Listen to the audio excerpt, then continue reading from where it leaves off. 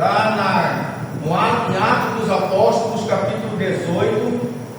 Atos dos Apóstolos, capítulo 18. Eu saúdo a todos com a paz de Cristo. Atos dos Apóstolos, capítulo 18, do verso 1 até o verso 22. Atos dos Apóstolos, capítulo 18, verso 1 até o verso 22.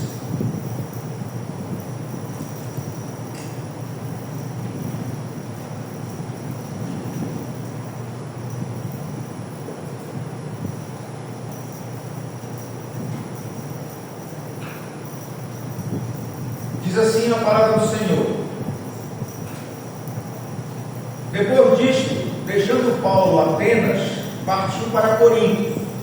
Lá encontrou certo judeu chamado Áquila, natural do Ponto, recentemente chegado da Itália, com Priscila, sua mulher, em vista de ter Cláudio decretado que todos os judeus se retirassem de Roma. Paulo aproximou-se deles e, posto que eram do mesmo ofício, passou a morar com eles e ali trabalhava, pois a profissão deles era fazer tendas. E todos os sábados discorria na sinagoga, persuadindo tanto judeus como gregos. Quando Silas e Timóteo desceram da Macedônia, Paulo se entregou totalmente à palavra, testemunhando aos judeus que o Cristo é Jesus. Opondo-se eles, em blasfemando, sacudiu Paulo as vestes e disse-lhes: sobre a vossa cabeça o vosso sangue. Eu dele estou limpo, e desde agora vou para os gentios. Saindo dali, entrou na casa de um homem chamado Tício Justo, que era temente a Deus. A casa era contígua à sinagoga. Mas Cristo, o principal da sinagoga, creu no Senhor com toda a sua casa. Também muitos dos coríntios, ouvindo, criam e eram batizados. Teve Paulo durante a noite uma visão, em que o Senhor lhe disse: não temas, pelo contrário, fala e não te cales, porquanto eu estou contigo, e ninguém ousará fazer-te mal, pois tenho muito povo nesta cidade.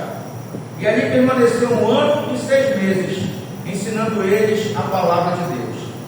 Quando, porém, Gaio era procônsul da Caia, levantaram-se os judeus concordemente contra Paulo e o levaram ao tribunal, dizendo: este persuade os homens a adorar a Deus por modo contrário à lei. E a Paulo falar, quando Gaio declarou aos judeus: se fosse, com efeito, alguma injustiça ou crime da maior gravidade, aos judeus, de razão seria atender-vos. Mas, se é questão de palavra, de nomes e da vossa lei, tratai disso vós mesmos. Eu não quero ser juiz dessas coisas. E os expulsou do tribunal. Então todos agarraram Sóstenes, o principal da sinagoga, e o espancavam diante do tribunal. Gaio, todavia, não se incomodava com estas coisas. Mas Paulo, havendo permanecido ali ainda muitos dias, por fim, desprendido-se dos irmãos, navegou para a Síria, levando em sua companhia Priscila e Áquila, depois de ter raspado a cabeça em Secreia, porque tomara a volta. Chegados a Éfeso, deixou-os ali. Ele, porém, entrando na sinagoga, pregava aos judeus, rogando-lhe eles que permanecesse ali mais algum tempo. Não acedeu. Amém. Queridos, essa é a palavra do Senhor. Que o Senhor nos dê a graça de podermos compreender essa palavra, podemos assim ser edificados por meio dessa santa palavra. Eu quero começar a mensagem dessa noite com uma história. Um certo dia, um homem juntava as folhas que caíam das árvores do seu jardim, quando 2 meninos e um pássaro frente da casa dele aproximaram-se e perguntaram: quer que a gente limpe o seu jardim? Cobramos apenas 5 reais. Mas aí o homem respondeu, e por tanto quanto admirado: como vocês podem ver, eu mesmo estou fazendo o serviço. Estamos vendo, sim, disse um deles. Ainda assim perguntamos, pois na maioria das vezes a gente trabalha querendo desistir. Irmãos, Deus não quer que nós abandonemos a sua obra, principalmente quando as coisas parecem estar difíceis. Depois do discurso que Paulo fez para os filósofos em Atenas, o texto diz que Paulo se dirige para Corinto. Ali então, o seu propósito ao chegar em Corinto era pregar de forma simples a palavra da cruz, em total dependência do poder do Espírito Santo. Em Corinto, Paulo enfrenta a oposição que o leva a pensar em desistir, mas nesse mesmo tempo, Deus o anima com uma coragem tremenda, e o texto diz que ele fica ali por 1 ano e 6 meses em Corinto, pregando o Evangelho. Com uma população mais ou menos de 200 mil habitantes, Corinto não era um lugar muito fácil, não era um lugar que era fácil de começar uma igreja, mas mesmo assim foi para lá que Paulo foi, e foi para lá sozinho, quando ele saiu de Atenas. Foram tempos difíceis, mas o apóstolo não desistiu. E quando nós olhamos esse contexto, eu quero trazer a mensagem de hoje sobre o tema: é sempre cedo demais para desistir. É sempre cedo demais para desistir. Quando Deus abre portas, normalmente o inimigo tenta fechá-las. E há ocasiões em que nós mesmos somos aqueles que fechamos as portas. Por quê? Porque nós muitas vezes nos desanimamos e desistimos daquilo para qual o Senhor nos chamou. Quando Paulo ensinou em Corinto, Deus lhe deu exatamente os incentivos que precisava para que Paulo não desistisse. E esses mesmos incentivos, eles se encontram hoje disponíveis para que nós também possamos não desistir da obra para a qual nós fomos chamados como cristãos. E eu quero tratar com vocês esses incentivos que Paulo teve. O primeiro incentivo foi que Paulo teve colaboradores dedicados. O primeiro incentivo, colaboradores dedicados. Nós vemos isso no verso 1 até o verso 5. Mas quando nós vamos lá em Romanos, capítulo 16, versos 3 e 4, esse versículo nos dizem que Áquila e Priscila eram um casal dedicado e que serviam fielmente e arriscavam a sua própria vida por Paulo. Eles eram membros importantes da equipe de Paulo, e Paulo agradeceu a Deus por ter colaboradores como Áquila e Priscila. E olha, todo pastor, todo missionário, ele sempre é grato a Deus por pessoas como Áquila e Priscila, pessoas que estão com as mãos, com o coração e com o lar consagrados a Deus, consagrados à obra do Senhor.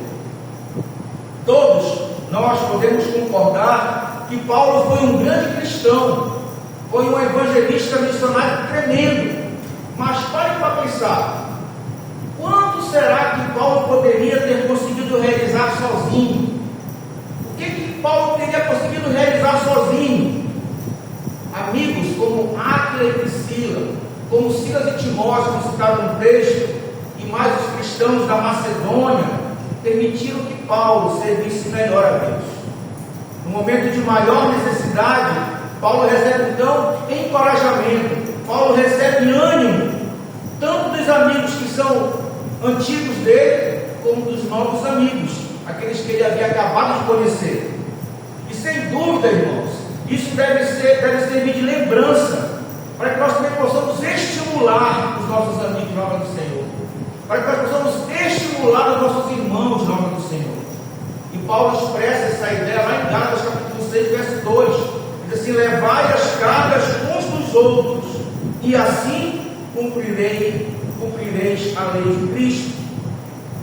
Irmãos, se nós pensarmos, humanamente falando, não teria existido uma igreja em Corinto se não fosse para a dedicação e serviço de várias pessoas. Estavam ali uns sendo colaboradores dos outros, Eles colaboravam entre si para que a palavra fosse pregada, para que a igreja crescesse, para que o evangelho fosse se firmando. A grande lição que nós aprendemos aqui é que ninguém faz a obra de Deus sozinho. Nós precisamos sim da figura do líder do processo, mas também nós precisamos de pessoas para ajudar. Daquelas pessoas que contribuem, das pessoas que tocam, daquelas que cantam, daquelas que ensinam as crianças, daquelas que zelam das coisas do Senhor, daquelas que colaboram com o lanche da igreja e tantas outras coisas.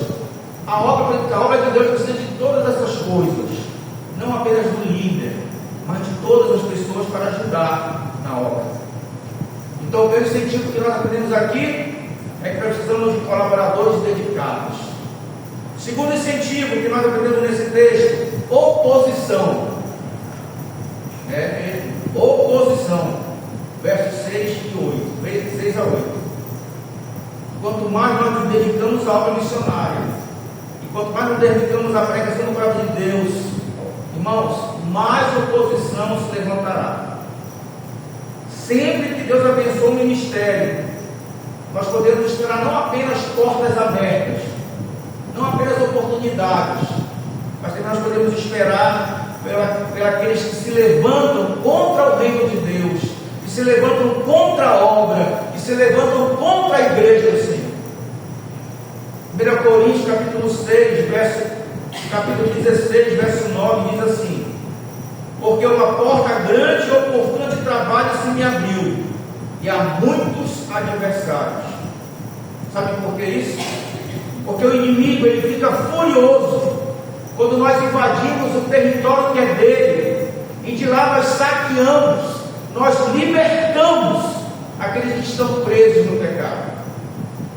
E essa oposição normalmente ela é uma prova de que Deus está operando, e isso deve ser motivo de encorajamento, de perseverar, de continuar, de não desistir, mas de ir em frente.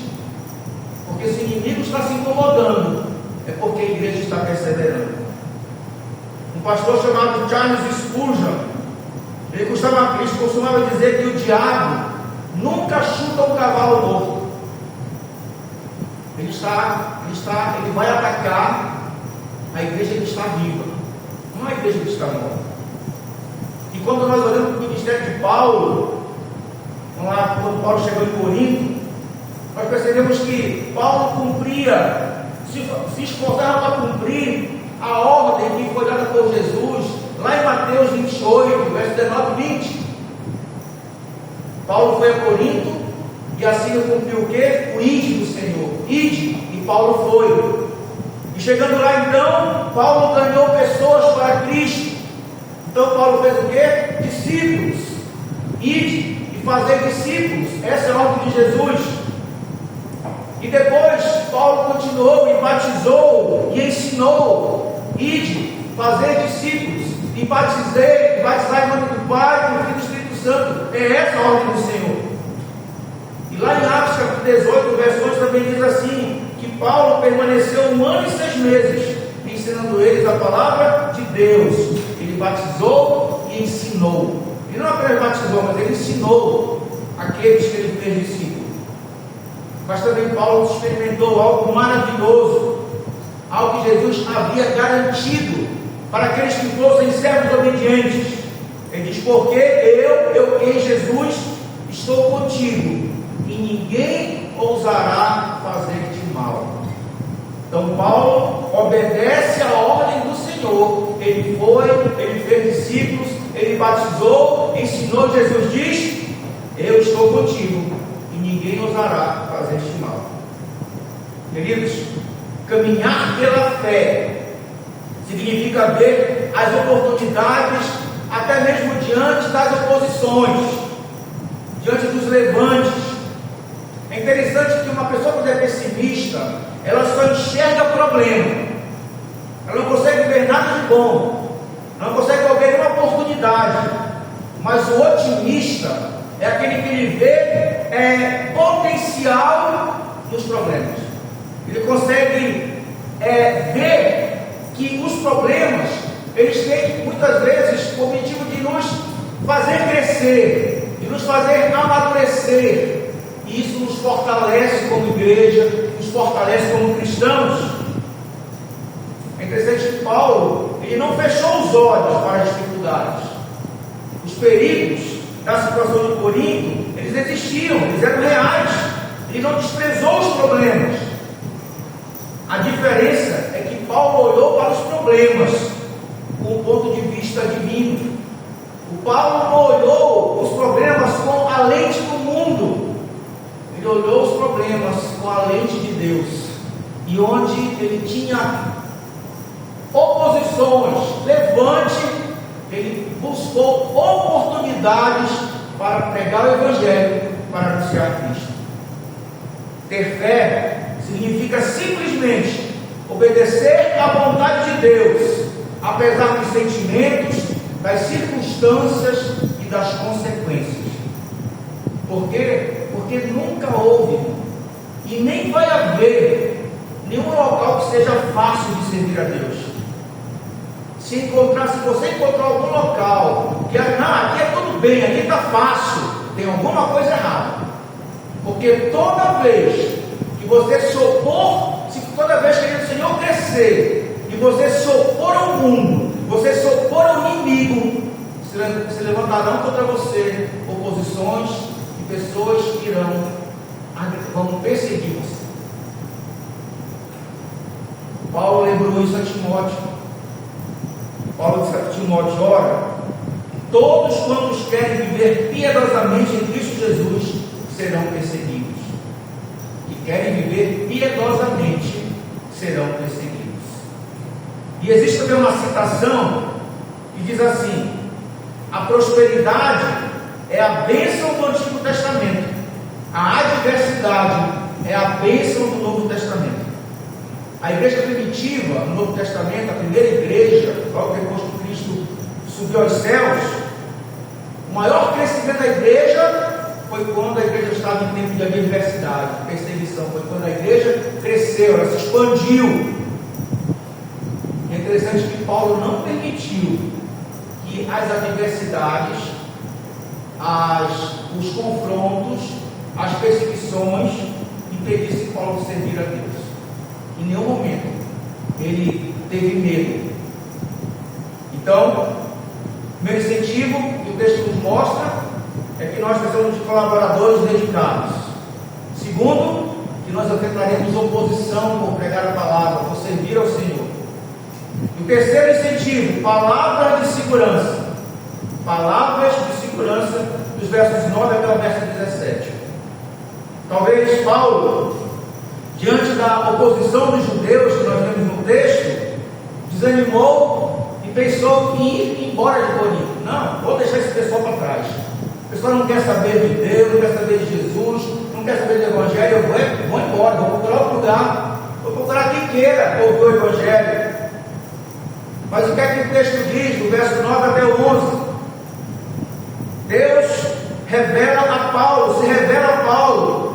Ele se revela a Paulo como dizendo assim: não temas, Paulo, não temas, não tenha medo, não desista, seja forte, seja corajoso. Irmãos, é muito típico do Senhor, é muito do Senhor nos falar quando nós estamos mais necessitados. Ele nos diz com ternura: não temas. E qualquer que seja, ou quaisquer que sejam as circunstâncias, as palavras de Jesus, elas acalmam a tempestade dos nossos corações. É importante observar que a soberania de Deus na eleição do seu povo não limita a nossa responsabilidade no evangelismo. Nós somos responsáveis em anunciar, em evangelizar. A eleição divina é um dos grandes estímulos à pregação do Evangelho. E por quê? Pelo fato de Paulo saber que Deus havia separado pessoas para serem salvas. Paulo permaneceu ali em Corinto e pregou o Evangelho com fé e com coragem. A responsabilidade de Paulo era obedecer à comissão, o chamamento. A responsabilidade de Deus era de salvar pecadores. Se a salvação dependesse dos homens, todos os nossos esforços seriam em vão. Mas, uma vez que é ao Senhor, pertence a salvação, nós podemos esperar que Ele abençoe poderosamente a salve almas perdidas por meio da sua palavra. E mais importante ainda, queridos, é aceitar a vontade de Deus e agir baseado nela. Paulo não perdeu tempo, irmãos, tentando especular, tentando saber porquê, entender a soberania divina e a responsabilidade humana, da forma como alguns cristãos, que muitas vezes estão desligados da realidade, fazem hoje. Muitos estão preocupados por quê, justificar e por quê, e ficam especulando. Ele, Paulo, pôs as mãos na obra e tentou ganhar almas para Cristo. Nós não sabemos quem são os eleitos, nós não sabemos quando estamos eleitos. Por isso nós devemos apresentar o Evangelho a toda criatura e deixarmos que Deus faça a obra. Quem salva é Deus, mas nós somos chamados para pregar.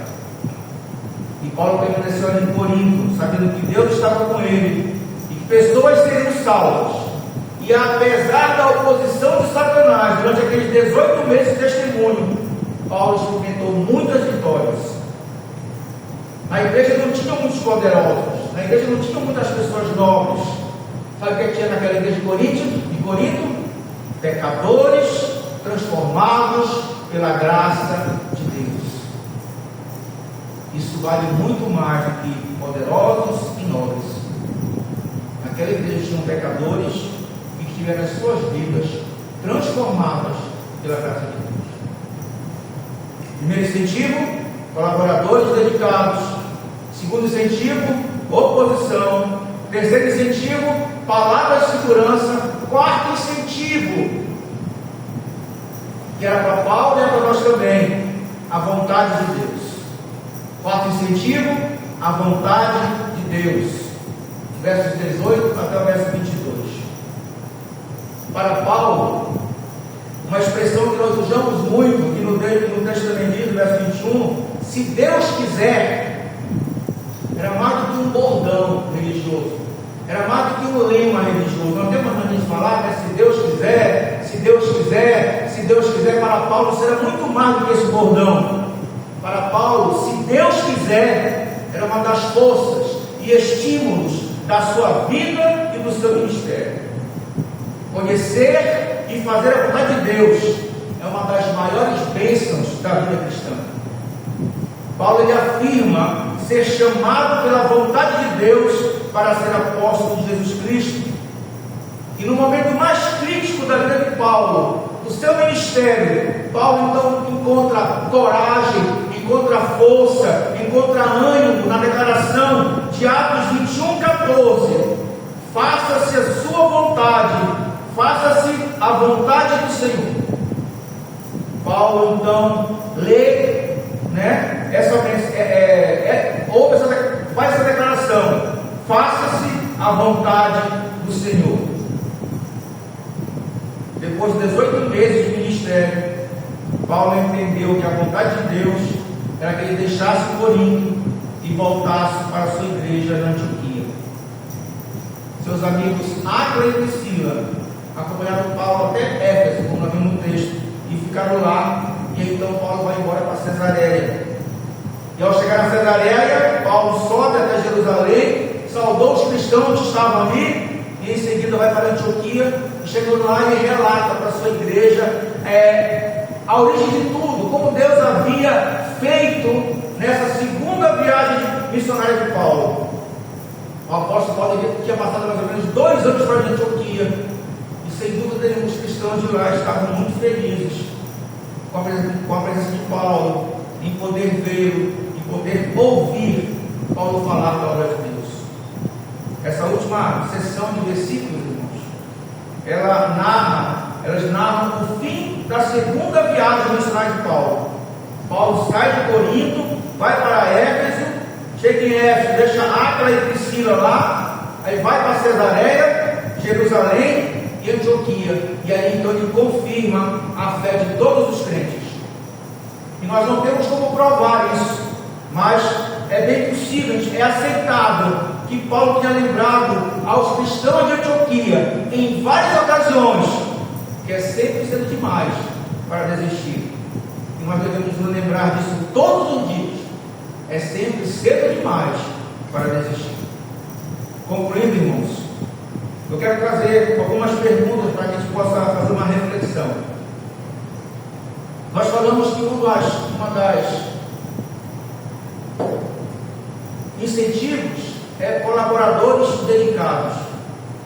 Eu pergunto, nós temos sido colaboradores dedicados ao Senhor?